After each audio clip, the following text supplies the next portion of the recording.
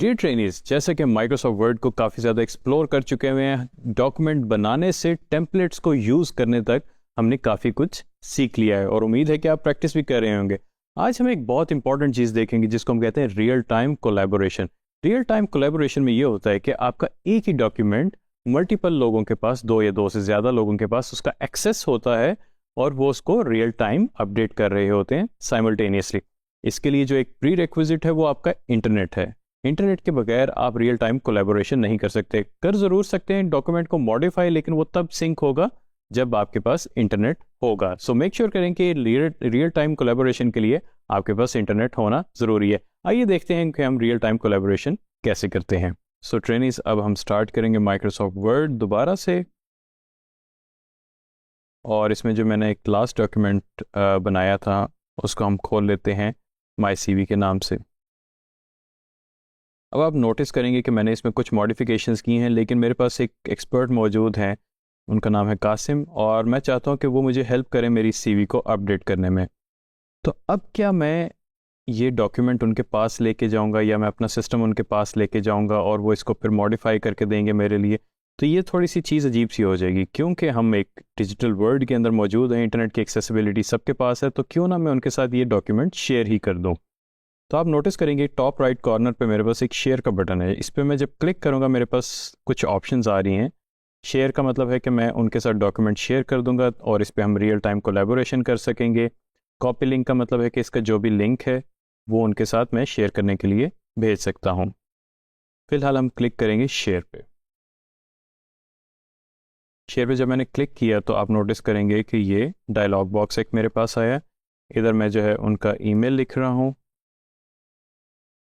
क्योंकि मेरे पास already edit था, तो ये आ गया है लिस्ट में। और यहाँ पे आप नोटिस करेंगे एक पेंसिल बनी है, इसमें can edit, can review, can view और कांट डाउनलोड। ये कुछ प्रॉपर्टीज़ हैं जो कि आपने सेट करनी होती हैं ज़रूरत के मुताबिक, क्योंकि अब मैं चाह रहा हूँ कि वो इसमें कंट्रीब्यूट करें, वो इसको अपडेट करें मेरी CV को मेरे लिए, तो मैं उनको कैन एडिट के राइट्स दूंगा। अगर मैं कैन रिव्यू के दूंगा तो वो सिर्फ मुझे सजेस्ट कर सकते हैं कि यहाँ पे ये मॉडिफिकेशंस वो आप कर सकते हैं वाया कमेंट्स, वो भी हम देखेंगे। और अगर मैं सिर्फ कैन व्यू कर दूंगा तो इसका मतलब है कि वो सिर्फ इस डॉक्यूमेंट को देख सकते हैं और कुछ नहीं कर सकते। और अगर कांट डाउनलोड कर दूं तो इसमें है कि वो सिर्फ देख सकते हैं और डाउनलोड नहीं कर सकते। लेकिन अगर मैं व्यू कर दूंगा राइट्स तो वो डाउनलोड भी कर सकते हैं। कैन एडिट के राइट्स के साथ मैंने किया इनको, और मैंने उनको मैसेज कर दिया, please help me update my CV। ये मैंने एक उनका छोटा सा मैसेज भी साथ टाइप कर दिया। और जब ये सेंड करूँगा तो मेरे पास जो है यहाँ पे आ जाएगा, you have invited Qasim to edit my CV। अब आप नोटिस करेंगे कि जब कासिम के पास जो है एक ईमेल जाएगी यहाँ से, मेरे जो भी अकाउंट मेरे इसके अंदर ऐड है उसके थ्रू, और उनको जो है इसका एक्सेस मिल जाएगा डॉक्यूमेंट का, और वो इस डॉक्यूमेंट को मेरे लिए एडिट कर सकते हैं। अब यही चीज़ हम देखते हैं गूगल डॉक्स के अंदर भी। मैंने आप लोगों की आसानी के लिए पहले से ही docs.google.com वेबसाइट ओपन की हुई है, तो आप देखेंगे मेरे पास कुछ टेम्पलेट्स ऑलरेडी यहाँ पे मौजूद हैं। टेम्पलेट्स हम ऑलरेडी देख चुके हैं माइक्रोसॉफ्ट वर्ड के अंदर, तो इसमें भी आज हम थोड़ा सा टच कर लेते हैं। यहाँ पे रिज्यूमे का था टेम्पलेट, मैंने उस पर क्लिक किया, और ये क्योंकि बिल्कुल नया टेम्पलेट है तो इसमें कोई किसी किस्म की मॉडिफिकेशन नहीं है, और कासिम क्योंकि इसमें एक्सपर्ट हैं तो मैं क्यों ना उनको दोबारा से इन्वाइट करूँ। अब आप नोटिस करेंगे यहाँ पे मेरे पास शेयर लिखा हुआ आ रहा है, एग्जैक्टली वैसे जैसे माइक्रोसॉफ्ट वर्ड में मौजूद था। इस पर मैं क्लिक करूँगा तो अब मेरे पास वो यहाँ पे लिखा आ रहा है कि ये मेरे साथ शेयर्ड है, यानी कि ये मेरा अपना डॉक्यूमेंट है, इसलिए मेरे पास इसका एक्सेस है। अब मैंने इसमें कासिम को डालना है। कासिम का क्योंकि मैंने ऑलरेडी ईमेल एक्सेस किया हुआ था तो वो मेरे पास ऑलरेडी लिखा आ रहा है। ये आप देखेंगे, थोड़ा सा वेट करें तो यहाँ पे आपके पास ड्रॉप डाउन लिस्ट में आ जाएगा, उस पर आप क्लिक करें तो एग्जैक्टली उसी तरह आपके पास यहाँ पे 3 राइट्स आ जाएंगे, एडिटर के, कमेंटर के और व्यूअर के। व्यूअर सिर्फ देख सकता है, कमेंटर सिर्फ कमेंट कर सकता है, और एडिटर एडिट कर सकता है। तो एग्जैक्टली वैसे ही मैसेज मैं यहाँ पे एक और कर रहा हूँ कि please update my CV for me, और यहाँ पे मैं उनको सेंड करने लगा हूँ। जैसे ही मैंने उनको सेंड किया तो यहाँ पे मेरे पास लिखा गया एक्सेस अपडेटेड, यानी कि मेरे इसके डॉक्यूमेंट के राइट्स अपडेट हो गए हैं। कासिम जो है मेरे इस डॉक्यूमेंट को एक्सेस कर सकते हैं। और जैसे ही कासिम इस डॉक्यूमेंट को ओपन करेंगे यहाँ पे उनका नाम फ्लोट करते हुए नज़र आना शुरू हो जाएगा कर्सर के साथ, जहाँ पे भी यानी कि क्लिक हुआ होगा या उन्होंने क्लिक किया होगा किसी भी डॉक्यूमेंट के किसी भी पोर्शन में, वहाँ पे नाम आना शुरू हो जाएगा। और अगर हम दोबारा से शेयर पे क्लिक करें तो हम नोटिस करेंगे कि यहाँ पे हमारे पास दो अब लोग हैं, एक मेरा और एक कासिम का, कि हम इस डॉक्यूमेंट को एक्सेस कर सकते हैं। और अगर हम चाहें तो यहाँ से राइट्स दोबारा से चेंज कर सकते हैं, इनका रिमूव भी एक्सेस कर सकते हैं, कम भी कर सकते हैं, और ये डॉक्यूमेंट उनके पास ट्रांसफ़र भी कर सकते हैं ओनरशिप, यानी कि वो इस डॉक्यूमेंट को कंट्रोल कर सकते हैं। अब आप नोटिस करेंगे कि यहाँ पे एक रेड से कलर का जो है कर्सर आ गया हुआ है। ये बेसिकली कासिम का जो है कर्सर है कि वो इस डॉक्यूमेंट में इस जगह पे मौजूद है। अगर मैं अपना माउस होवर करूं तो आप नोट करेंगे कि यहाँ पे उनका नाम लिखा आ गया है। अगर कासिम यहाँ पे कुछ भी टाइप करेंगे तो वो रियल टाइम आपको जो है नज़र आना शुरू हो जाएगा। आप नोटिस करेंगे कि उन्होंने जो पहले टेक्स्ट लिखा हुआ था वो उन्होंने मिटा के यहाँ पे मेरा नाम लिख दिया हुआ है। अब वो एंटर प्रेस करेंगे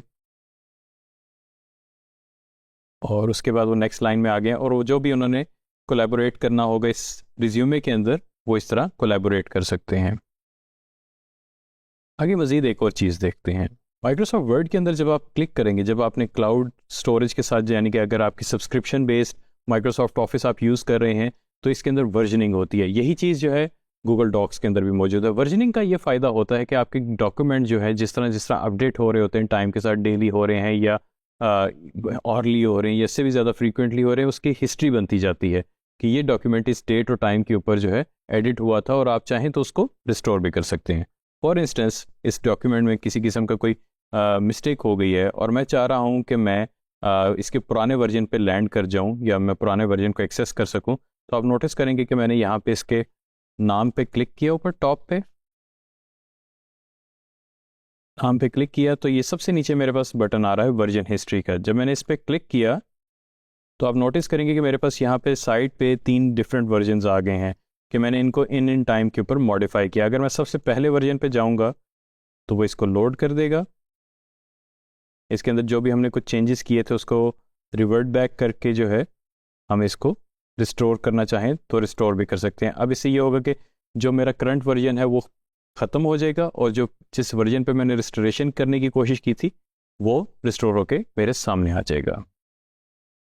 डॉक्यूमेंट्स के अंदर एक बहुत ज़्यादा इंपॉर्टेंट चीज़ है, उसको कहते हैं हम कमेंट्स। ये हम गूगल डॉक्स में भी कर सकते हैं, माइक्रोसॉफ्ट वर्ड के अंदर भी कर सकते हैं। इसका सिंपली तरीका ये है कि अगर आप रिव्यू की रिबन पे क्लिक करें तो आप नीचे नोटिस करेंगे कमेंट आ रहा होगा। कमेंट पे आप करें क्लिक। कुछ हो सकता है कि आपके पास वर्जन में थोड़ा सा डिफरेंट आ रहा हो, लेकिन न्यू कमेंट पे आप क्लिक करें और उसके बाद जो है आप देखेंगे यहाँ पे साइड पे मेरे पास कमेंट करने की ऑप्शन आ गई है। और अगर मैं चाहूँ तो मैं यहाँ पे मेंशन कर सकता हूँ कि नाम मेंशन कर सकता हूँ कि आप ये इसमें अपडेट करें। वेल ट्रेनिज, आज हमने देखा कि real time collaboration Google Docs में और माइक्रोसॉफ्ट वर्ड में किस तरह से होती है। आप किस तरह से जो है अपने पार्टनर्स को ऐड करके डॉक्यूमेंट को मॉडिफिकेशन का उनको राइट्स देते हैं या व्यू के राइट्स देते हैं अपनी ज़रूरत के मुताबिक। Thank you very much.